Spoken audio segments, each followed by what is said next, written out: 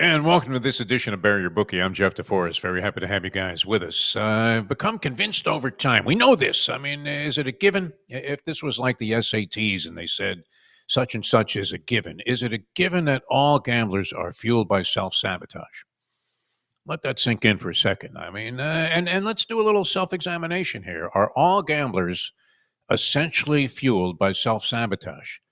And now we have more and more people that are involved in it. Young kids are betting. My grandchildren, for God's sake, are coming up to me and saying, "Hey, would you lay 275 with the Knicks?" That kind of thing. Fueled by self sabotage. What I mean is, and maybe it's time to start looking at some new strategies. I think this is particularly true of the NBA. But I was a racetrack guy my whole life. Always enjoyed going to the horse races. Had an interest in it for as far back as I could remember. I remember when I was in school in Brooklyn, New York, at PS 20. There were like 5, 6 newspapers. Imagine that were published on a daily basis in New York City. One of which was the New York Herald Tribune, which we used to get in our 4th grade class. So it goes back that far. And I sat next to a girl named Drina Turner, and they had 2 people at each desk in the configuration they had in the classroom. And fortunately for me, she was just as interested as I was. The first thing we would turn to while everybody else was trying to formulate their opinions for some current events dissertation they were going to have to give, we turned straight to the aqueduct results and entries for the next day and tried to theorize what we would have done if we had been betting the day before, and then speculate about what horses we might have played if we were going to go out to the track and capable of betting, because obviously there were restrictions on that. But I always had a big interest in it, and I developed a strategy a long time ago. And it was based on the simple fact that the chalk players usually are the ones that are crying, "Oh, can you believe it? The straight of 5 shot got beat by a nose, and it cost me everything. I lost a pick 4 to pick 5." And it was always a devastating blow when the favorite went down. And I'm thinking there's a way to take advantage of that.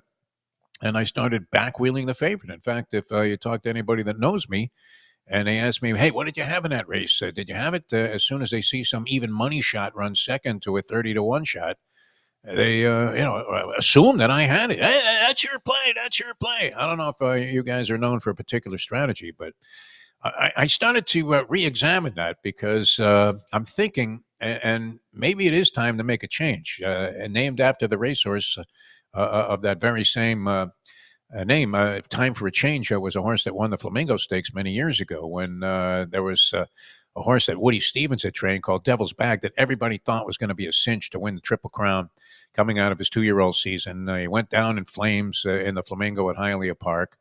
And the horse that won, the name stuck with me, Time for a Change. And I often think, is it not time for a betting strategy change? Because you have to look at it. If you've lost like 5 out of 6 times that you employed this strategy, maybe you need to come up with something different, huh, Coach? Yeah, just go ahead and try something new. So I'm looking at that backwheeling of the favorite, and I'm thinking the last 10 times I went to the track, 9 of them I came out with less money than I went with.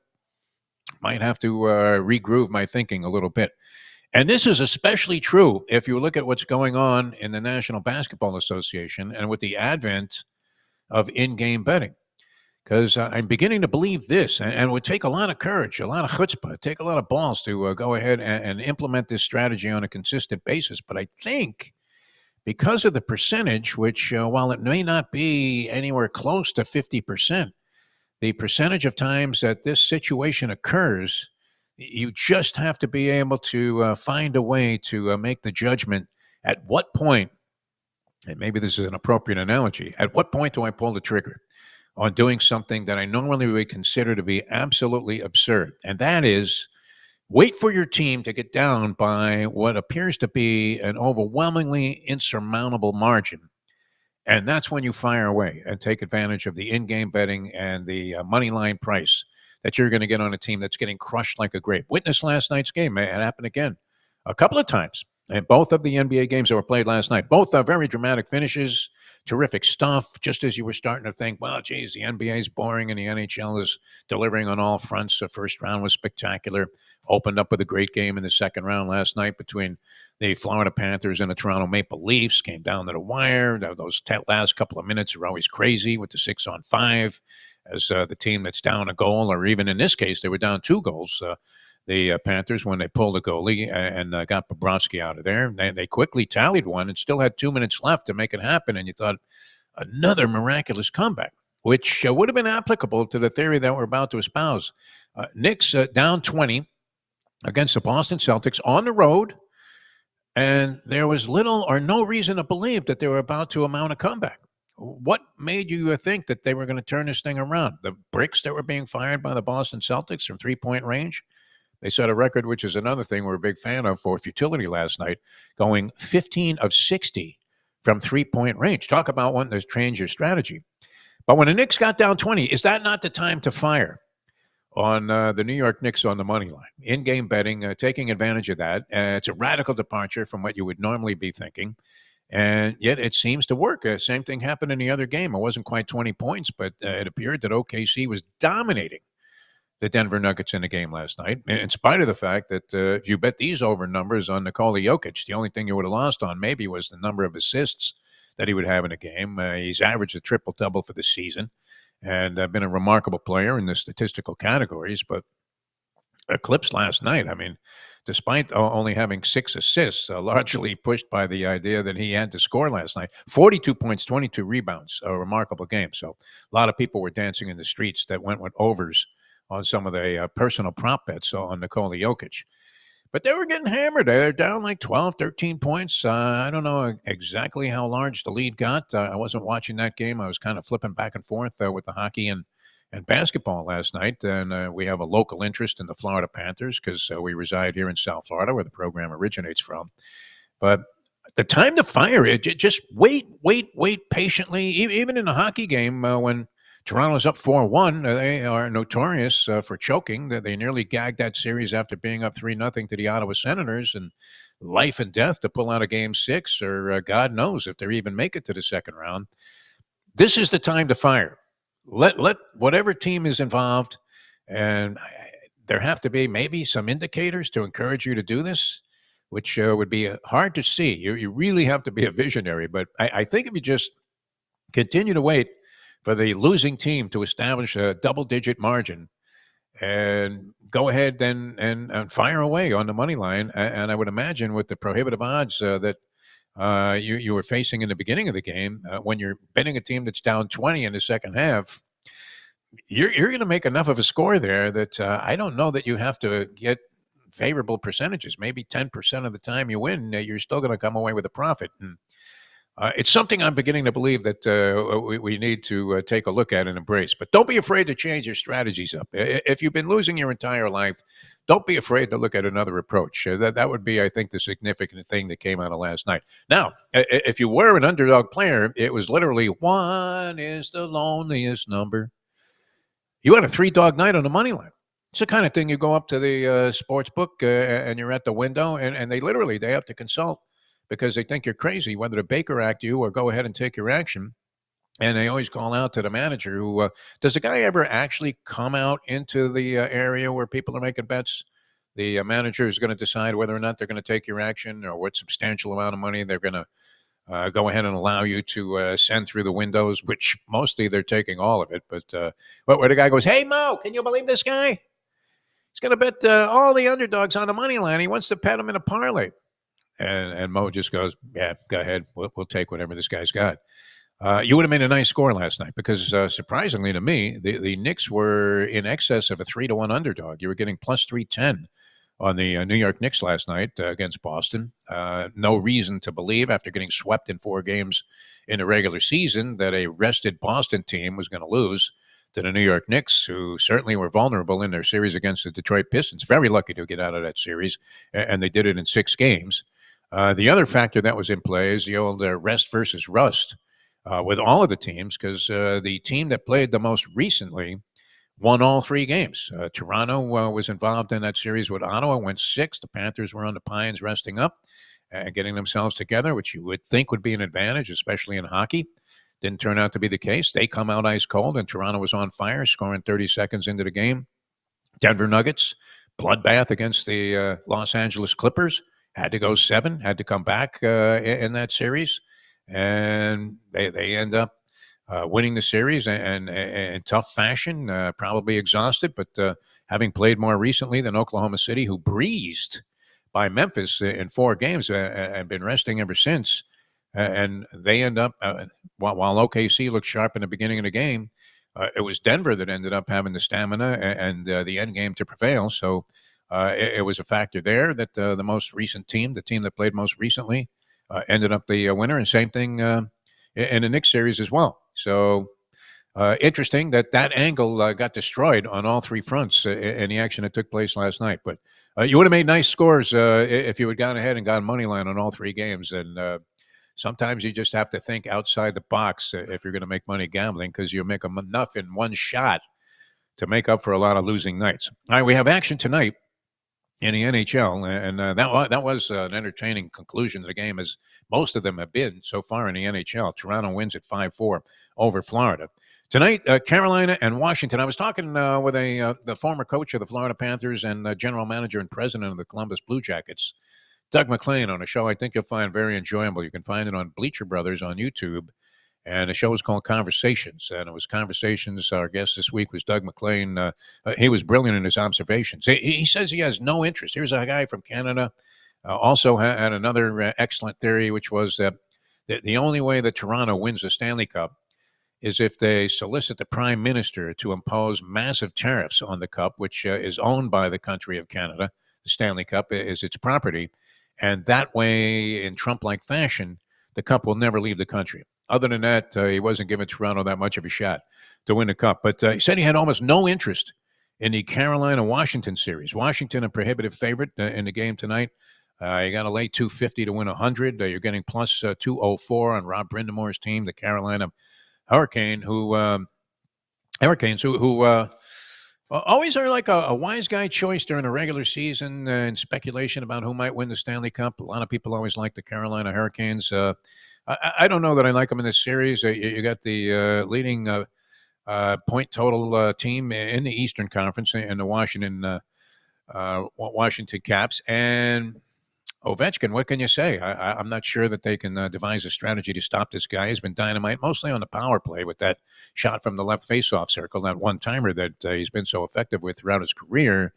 Carolina and Washington, I don't know what kind of a call you can make on that game. I would tend to favor Washington, but so does everybody else at minus 253. So that doesn't really seem like a very favorable place to put your money. So I'll pass on that, just like Doug McLean. And then you're looking at Edmonton. This is surprising to me. Edmonton just won 4 straight in their opening round playoff series after being down 2-0 to the LA Kings. They have great players. Of course, Connor McDavid, some would consider him to be the best in the NHL right now. I don't know. You could argue for others, but you don't look like a schmuck if you're maintaining and contending that McDavid is the best that's out there. Very imposing figure. Draisaitl is a great compliment to him. Las Vegas Golden Knights, maybe not their best season this year, but what would it be worth at home? Taking plus 187 on the money line and betting the Las Vegas Golden Knights. Now, that's with the old goal and a half thing. So you have to kind of tread very carefully there and maybe hope for the empty netter with a tenth of a second to go, which won it for the Vegas Packers in the first round playoff series that they had against Minnesota in one game. When they scored with a tenth of a second to make it 4-2, changed everything. All the money that was about to be collected all of a sudden goes the other way.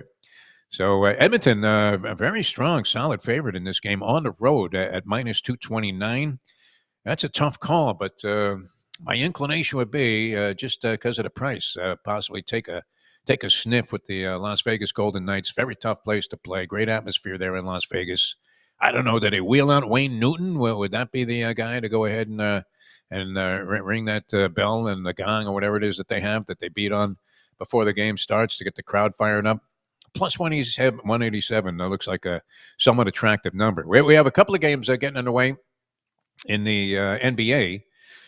pivotal. I believe all games in the playoffs are pivotal. Game one's pivotal. Game two's pivotal. Whenever they use, it's a pivotal game five, they're all pivotal. Every single one of them. It's 4 out of 7, and a huge advantage to coming up with any victories. Indiana wins game number one against the Cleveland Cavaliers, and you're getting 9 points with the Indiana Pacers tonight.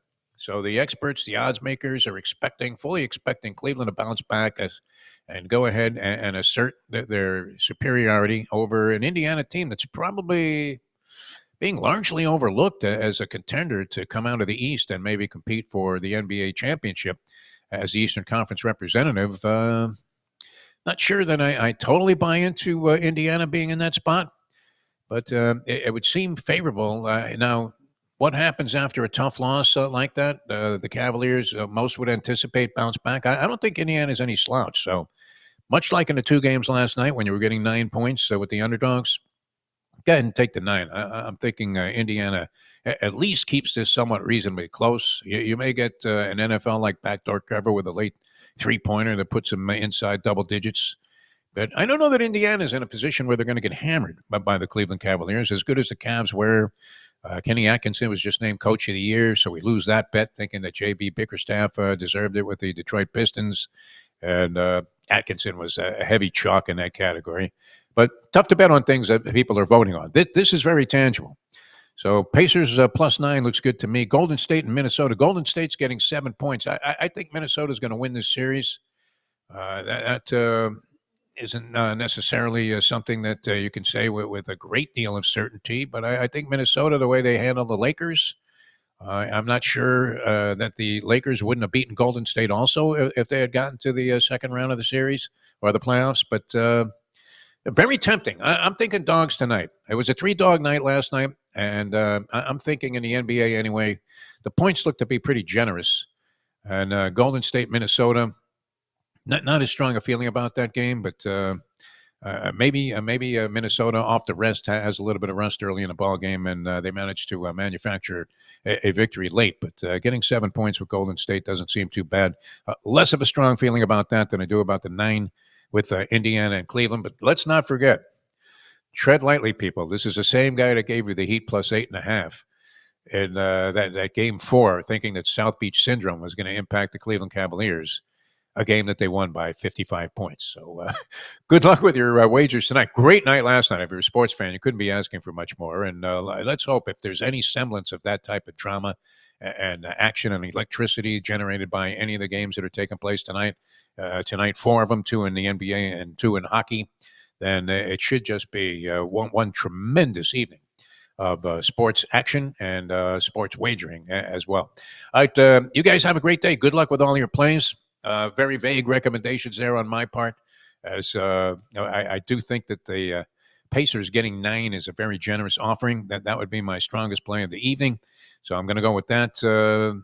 Maybe take a shot with the Vegas +187 in the NHL playoffs. And whatever you're doing, don't be afraid to take a look, a little self-examination. And if you've been losing your entire life, consider changing your strategies, and especially betting teams on the money line that happen. You have to wait. I don't know that you have the patience to wait till the differential gets all the way down to 20 points like it did with the Knicks and the Celtics last night. Would have been pretty hard to envision the Knicks coming back. But they slowly dissected the Boston Celtics, got their way back in. And the Celtics with brick after brick after brick, a record for futility, 15 for 60 from three-point range. Maybe they should have considered changing their strategy a little bit and stop chucking it up from the Coke machine. But they get tagged with the loss, and certainly adds a very fascinating element to the series and makes Game 2 stand out that much more. All right, have a great day, everybody. We will be back with you again tomorrow. Should feature Troy West here on the program and some of his selections. Thanks so much for tuning in. We'll see you next time on the next edition of Bury Your Bookie.